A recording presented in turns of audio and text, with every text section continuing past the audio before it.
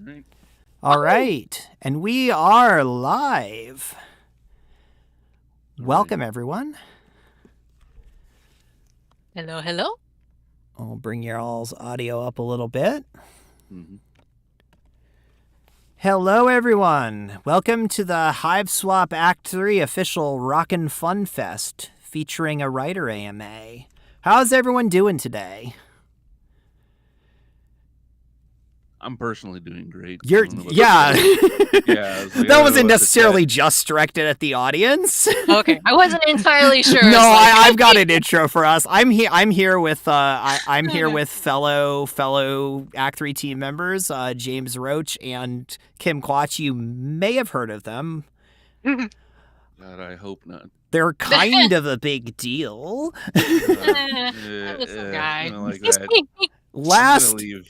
James, last year during your panel, you described me as organized, and look what you've done. So yeah, we've got some stuff for y'all. We've got a bunch of previews of the art assets from the game. We've got a little music, which I'm going to play now in the background. Please let me know if it becomes too loud. Let me find hold on, where's the volume on this? Please let me know if it becomes too good. Yeah, exactly. Because I wrote it.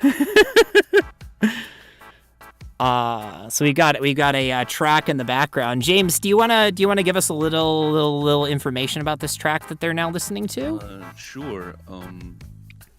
In general, it is a series of organized sounds and notes. I would interesting. Say that it is roughly 4 to 5 minutes long. Yeah. Is it, which one? Which one? Is it? Oh, was it the background one? Okay. Yeah. It's the Jade. It's the Jade one. Like, I can't like which song are we talking about? What happened is one day, I was tasked with this assignment, and then within an hour of reading the assignment, I found the sound font for the Wii Shop channel. Oh, and it was it's fortuitous. So that is perfect. James, you are a little quiet on your mic. My mic is either super loud or James is super quiet. Well, it's because I'm quiet in general on this microphone because of technical reasons that That's I am fair. too busy all the time to fix. Yeah. I'm going to take Let's my go volume. with that. I'm going to take mine down a little bit. Okay. I need to speak directly into the mic because it's very sensitive. If I'm more than an inch away in any direction, it just, you hear nothing. It sounds like I'm in the other room. James Roach ASMR is what you came here for. All or nothing. Really. NPR. Anyway, moving right along.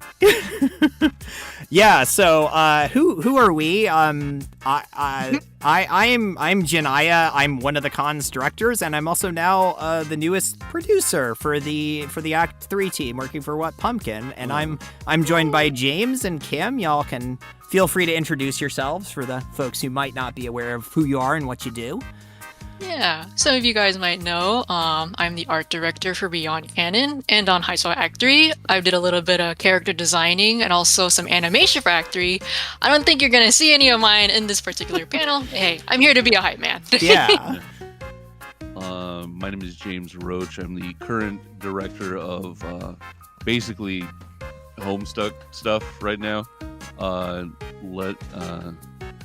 Sort of the leader of the Homestuck Independent Creative Union, which, is an initiative Andrew and I started to sort of get more stuff off the ground. If you don't know who I am, you might be a better person for it. But I've been working on Hiveswap stuff for the last 10 years. Yeah.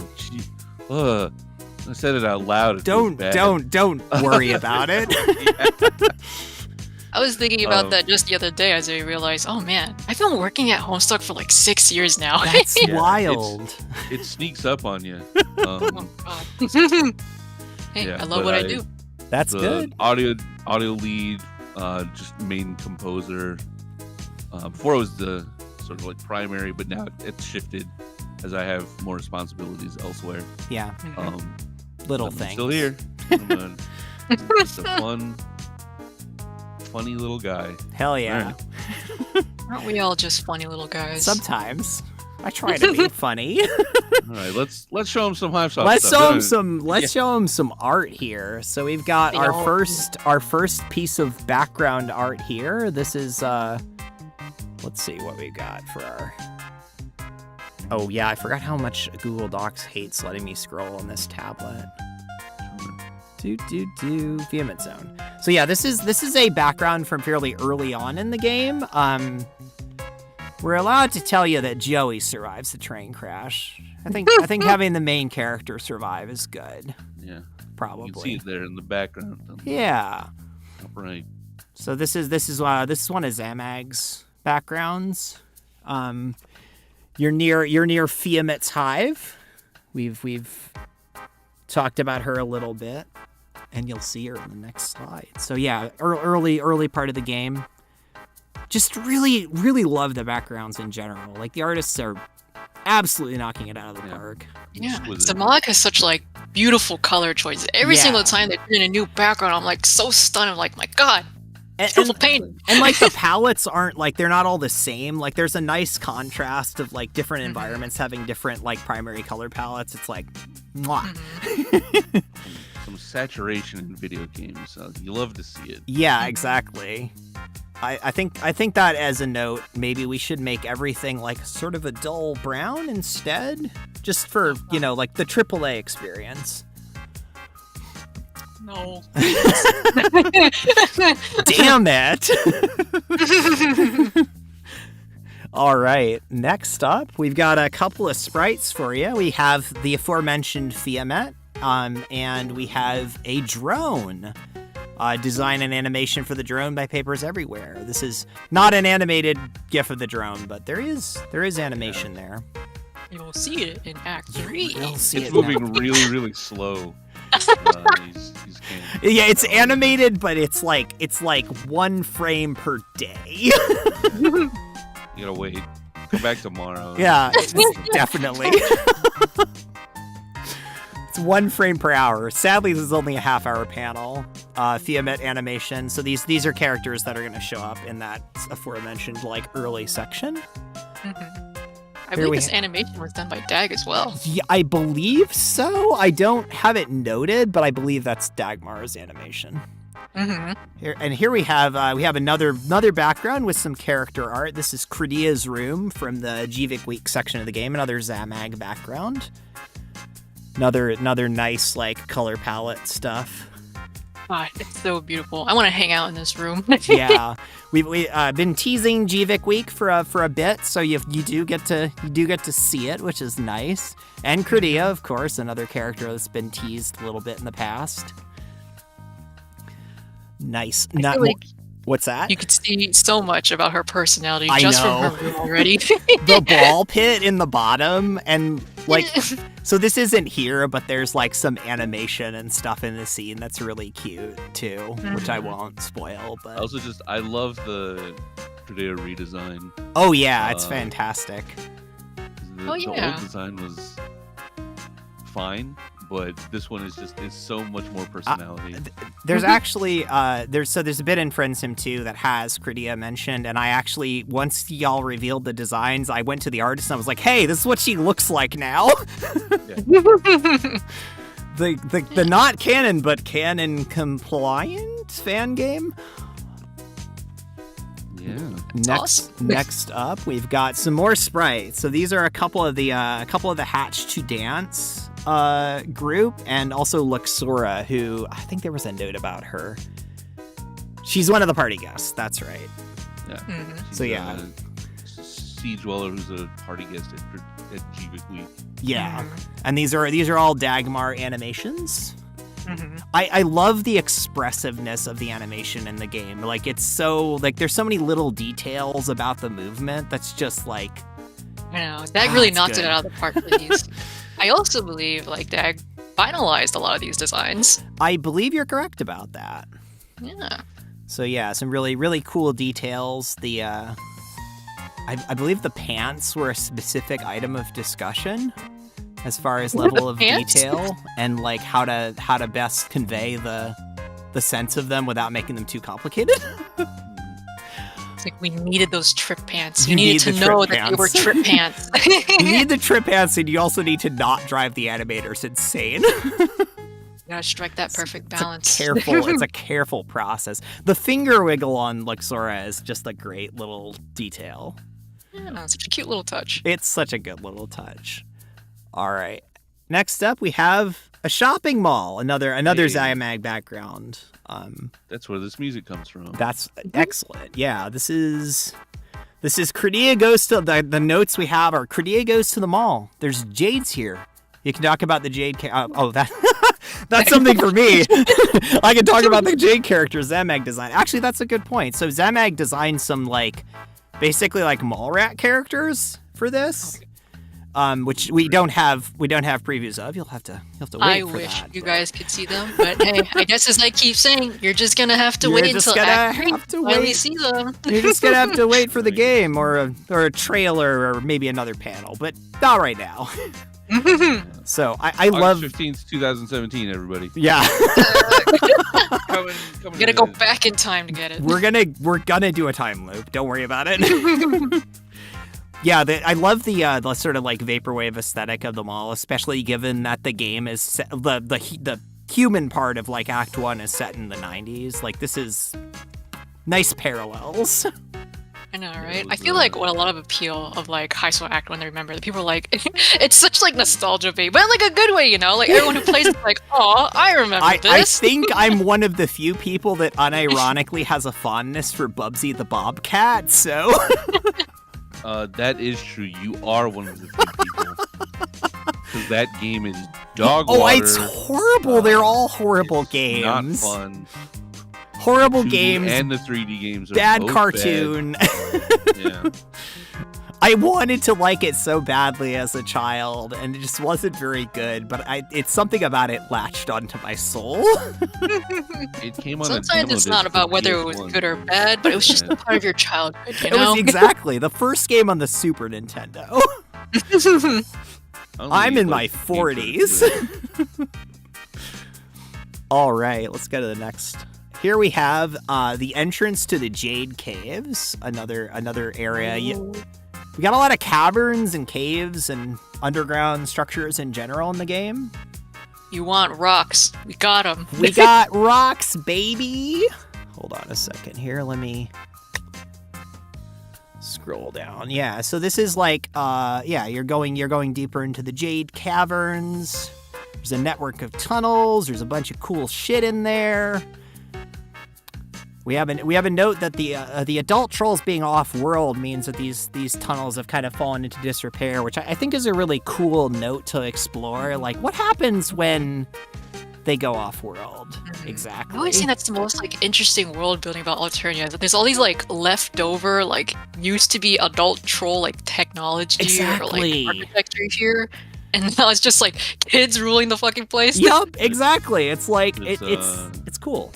I always thought that an interesting bit of Homestuck lore in that regard, and something that Hiveswap sort of shows you, especially with this area and this sort of thing, is there was an adult society on Alternia at some point, and so something at some point changed. Yep. To make and obviously that has a lot to do with the old Condes, Connie banishing all of them. Yep. Banishing it in script, It's there's a lot of cool details, and I do like that the world building in Hiveswap sort of lets you see these. Yeah. I eat it up. I love Hiveswap. It's one of the things I love the the various implications of how the conscription works, how going off world works, and there's not a lot of super definitive information in canon, which I think makes it more fun because you get to kind of fill in those details. I think that's the fun part of being a fan, filling in the blanks. I like knowing the details. I think there's a balance to strike between both. Kim and I sitting here with just a scaffolding of headcanons for stuff. It's the most difficult thing in the world to like when someone asks me a question about like lore, and I'm like, I want to tell you, I want you to know everything, but everybody is. It's like they're all holding me back, and I'm trying to like, no, let me tell them. I feel like that's a really like exciting part when you like tell a story though. It's like sometimes the fun part is what you don't tell as well. Yeah, exactly. Like that statue of that like grown adult like fighting off like 20 babies. You know, that's how I feel every day working. What? Don't worry about it. Okay. I know what you're referring to. It's like a really stupid looking statue. It's just Yeah. Let's see. Next up, we got more. We got caves. We got more caves. This is another part of the Jade Caves. So, you know, it'd be funny if this were just a completely unrelated series of caves. right? A different series of caves. Caves Part 6. Cave adventure. That's what the game is now. Yeah, you have to do a sort of Ace Attorney trial style in here. It takes 7 hours. Yeah.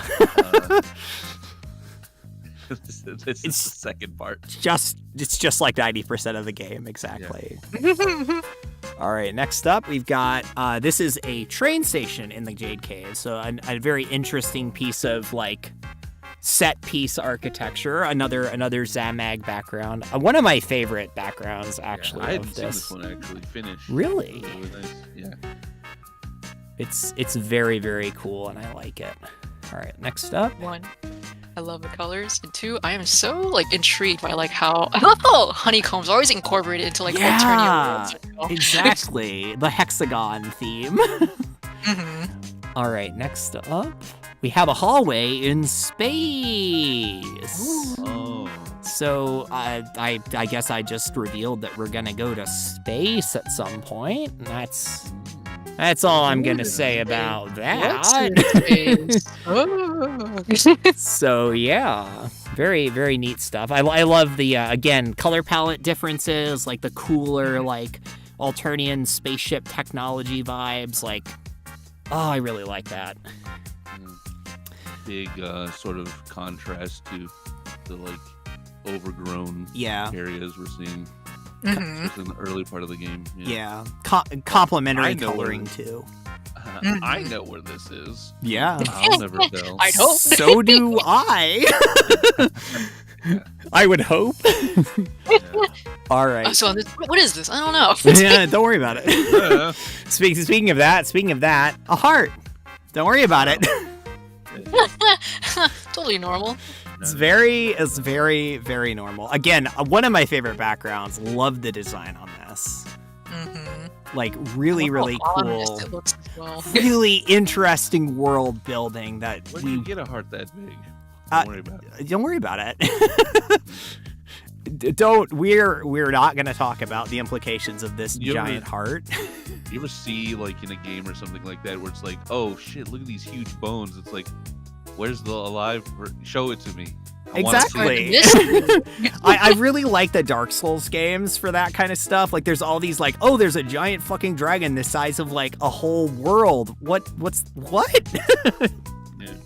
What was that? Show it to me. What's that? Yeah, you want the world building. You want all of it. I'm comfortable with a certain degree of ambiguity. All right, and next we're gonna move into the Q&A. So like, people sent in a lot of good questions, and we're not gonna have time to answer them all on stream. I will be posting the answers periodically on the SawCon Twitter and Tumblr because this is the SawCon panel. So I want to try to get through the questions that our writer answered because they were good and some really thoughtful questions, and we're just gonna kind of like take turns reading them because we got, by pure coincidence, evenly divisible by 3 number of questions. I'll take the first one because the only question that I answered. When will it be done? This was asked by a number of people, and an understandable question. And I said, we can't say for sure because we want to take the time to make sure it's ready, but we are actively working on production. We don't have a release date. We don't have a definitive when it's done, but we're working on I'm it. also glad that we can say that part too. Where it's like we're working on it. Yeah. Yes, You don't have we to- I don't have are to be actually coy about working on it. anymore. Okay. Yeah. Yeah. I don't have to be like, I don't know. I'm not in charge of that. Okay. Yo, Yes, we're working on it. Okay. Thank God. Yes. We're working on it. We want to make sure it looks good. Exactly. We want to make sure things are fun to play. We want to make sure that they work well from a technical perspective. We want all the art to be good without causing undue stress to the team. Yeah. Mm-hmm. All right. Next up, either one of y'all want to take this one? All right, I'll go for it because I actually get this question a lot. What about Han Switch? Well, finishing Hiveswap comes first. I'd love to make Han Switch. We'd love to make it. So, Yep. we gotta finish this one first. We gotta One thing at a time. One thing at a time.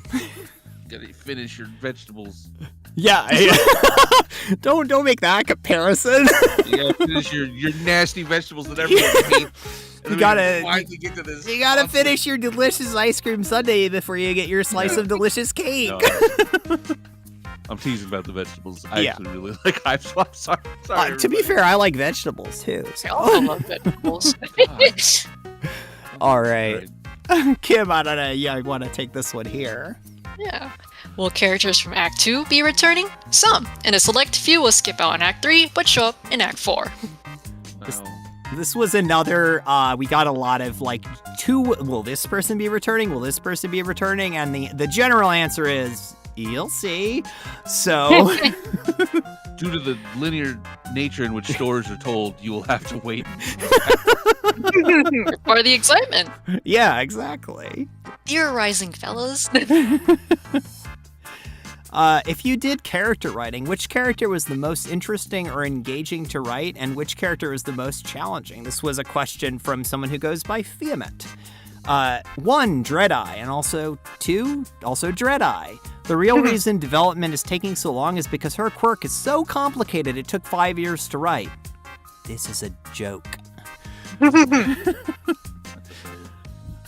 Oh my gosh. All right. What are you most excited to showcase in Act 3? I didn't answer this question. I'm just reading it. Sorry. I'm reading it for the first time right now. Act 2 didn't have any real adventure game puzzling, and with Act 3, we want to return to form by splicing in more narrative-heavy story sections and a couple Act 2 train station-esque dialogue puzzles. I think the way we blend and pace these gameplay frameworks is extremely cool, and I cannot wait for everyone to play it. I think we should mention that this was answered by the writing team, and we're Yes. just the mouthpieces for it. Yes, right now. we are the only question that was not answered by one of our writers / narrative designers was the first when it's done question. But everything else, we're speaking as an avatar for our writers here. So don't quote me on this. Yeah, I'm gonna take you out of context and be like, hey, it's what Swear James to is. God. Yeah. James Roach said this again. What did I do this time? Guy can't keep his story straight. All right, next one. I insisted that the writer answer this question. Does Joey have a favorite sandwich? Ask someone by Kimmel? And that favorite sandwich being Fluff or Nutters. Excellent. Again, as a the sandwich that's like, it's those gas station peanuts and peanut butter. yeah, That's It's- what a fluffernutter is, it, right? it's marshmallow fluff. It's marshmallow Oh. fluff and peanut butter. Okay. It was ridiculously popular as a school lunch option in the 90s, which is why I've had it. Which is why everyone has diabetes now. Oh my goodness. It's not it's a very unique eating experience. I found Sugar myself as and a peanut very butter, young which is person. I went to go look up what fluffernutters were. I was like, this looks awful.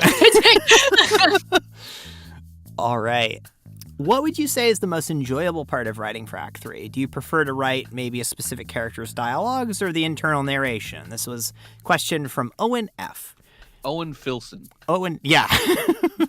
Act 3 is the big plot act, and it's been such a joy to create. I get psyched every time I glance at the script. For specific character preferences, Joey's always a blast to write, resourceful, funny, figuring herself out, and a little naive about the goofy dogshit dystopia of Alternia.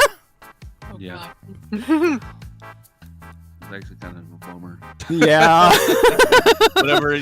whenever something bad has to happen to Joey, I'm like, come on, man. Joey witnesses death. Yeah. Aw.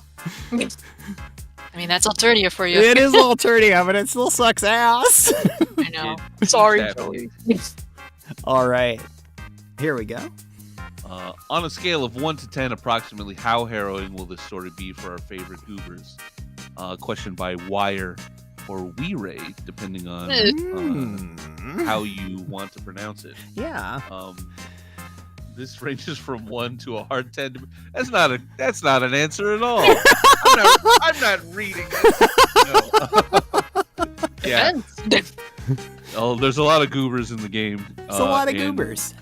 Some of them have a great time, and some of them have a really bad time, I guess. Yeah. You'll find out. Jeez.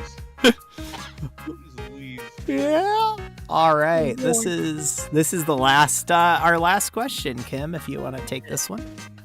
When coming up with the character's personality and quirk, what process do you guys take? How do you get the characters to smoothly interact and mesh? Asked by Sharkgeist. We follow the process that Homestuck took with the trolls, which is pick the world's stupidest type of internet guy, base the character's entire personality around that, give them 3 to 5 hobbies, and then treat them dead seriously. This gives each character such a unique presence that we are almost always able to instantly figure out their quirk and make them interact with the playable characters, coming naturally when you literally hear their voice in your head. Yeah.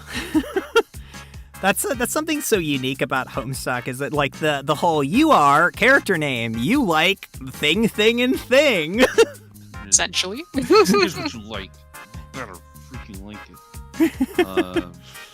Yeah, I actually really like that sort of distillation. Yeah. The character design process of just pick a terrible person, give them 3, pick a weird internet person. Yeah. For instance, this one's a reply guy. They like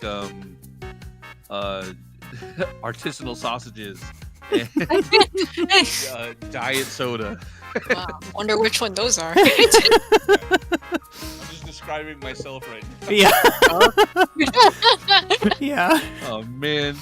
It's a good process because you're kind of doing that anyway. You've got to kind of boil your characters down to something distinct. Yeah. The archetypes, Archetypes, exactly. All right. So yeah, like I said before, we got some really good questions. Gonna post them over the next couple of weeks. Probably just using the same format with the black box and everything. But yeah, that's the thing. That's our little sneak peek. We got a couple of minutes left. We're just gonna kind of hang out. Hope people enjoyed the art. It is really fucking good. Yeah. Hope this was insightful for y'all. Thank y'all for coming.